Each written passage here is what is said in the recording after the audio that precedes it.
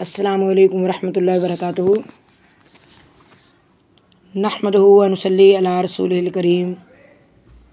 अम्मा बाद फ़ौज़ु बिल्लाहि मिनश्शैतानिर्रजीम। बिस्मिल्लाहिर रहमानिर रहीम।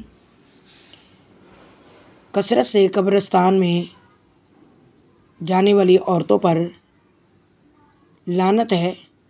अन अबी हुरैरा रज़ियल्लाहु तआला अन्हु अन्ना रसूलुल्लाह सल्लल्लाहु अलैहि वसल्लम लानत ज़वारातिल क़ुबूर।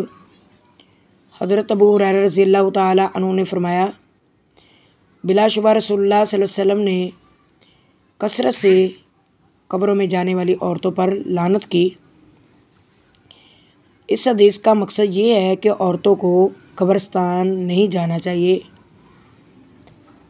लेकिन जो औरतें दरबारों, मज़ारों या बुज़ुर्गों की कब्रों पर जाकर सजदा करती हैं, नज़रों न्याज मानती हैं या वहाँ की मिट्टी को बरकत वाला समझती हैं, वो शिरक की बीमारी में मुब्तला है और ये अमूर हराम है। जैसा कि अल्लाह रब्बुल इज़्ज़त ने फरमाया, इन्नश शिरका लज़ुल्मुन अज़ीम, शिरक बहुत बड़ा जुल्म है।